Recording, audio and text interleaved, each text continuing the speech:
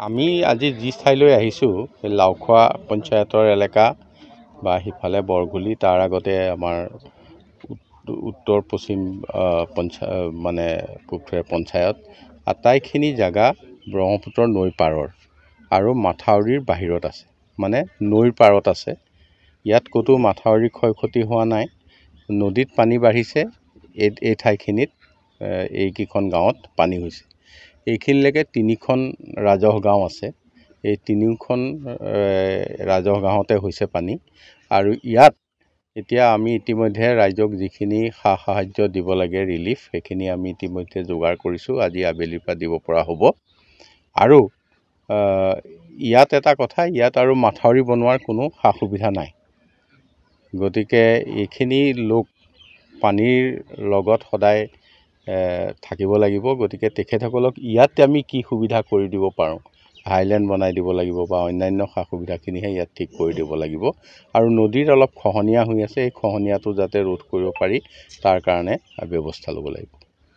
পূৰ্বৰ পৰা দেখিবলৈ পোৱা গৈছে যে ইয়াত 3 মাহ, ইয়াত যিসকল লোক আছে আপোনাৰ বানাক্ৰান্ত, তেওঁলোক 3 মাহ অন্ততঃ পানীৰ তলত থাকিব লাগে বিনা পানী। এইসকলৰ কাৰণে কিবা স্থায়ী সমাধান ল'ব পৰা যায় নেকি?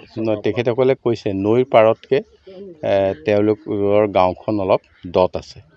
গতিকে পানীটো সোমোৱাৰ পিছত ওলাই নাযায়। এই ব্যৱস্থাটো পানীটো সোমালে ওলাই যোৱাৰ কি ব্যৱস্থা কৰিব পাৰি, এইটো অৱশ্যে মই ৱাটাৰ ৰিচোৰ্চ ডিপাৰ্টমেণ্টক ক'ম, তেওঁলোকে এটা এছেছ কৰক, চাই পেলাই যাতে পানী উলিয়াই নিব পাৰি তাৰ চিন্তা কৰিব। মানে ইয়াত দেখিবলৈ পোৱা গৈছে যে যি লোক কিন্তু বৰ্তমান মথাউৰিত আশ্ৰয় লৈ আছে। পূৰ্বৰ পৰাই কিছু লোক আছে আৰু বানপানী হ'লেহে কিছু লোক তাত আপোনাৰ মথাউৰিত আশ্ৰয় লয়। তো এইসকলৰ কাৰণে কিবা ব্যৱস্থা আছে? চাওক, এই লোকখিনিয়ে নদীৰ কাষত পানীৰ মাজত থকাকৈ বসবাস কৰিছে। এনেকুৱা হোৱা নাই যে মাথাউৰি ভাঙোৱাৰ কাৰণে তেখেতসকলৰ পানী হৈছে। নদীত পানী বঢ়াৰ লগে লগে তেওঁলোকৰ ঘৰত পানী হোৱাটো নিশ্চিত।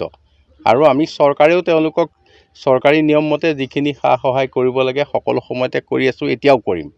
গতিকে তেওঁলোক এটা কথা নিশ্চিত, তেওঁলোকৰ নদীত পানী বাঢ়িলে তেওঁলোকৰ ঘৰত বানপানী হ'ব। কাৰণ তেওঁলোকৰ যিখিনি থকা জেগা, তেওঁলোক নৈৰ লগতে আছে, মানে মাথাউৰিটোৰ বাহিৰত আছে। গতিকে এইখিনি লোকে সদায় ইয়াতে থাকি কেনেধৰণে তেওঁলোকে ছাৰ্ভাইভ কৰিব পাৰে, হয়তো আমি ইয়াত হাইলেণ্ড কৰি দিম, অন্য যিখিনি ব্যৱস্থা আছে সেইখিনি কৰি দিম।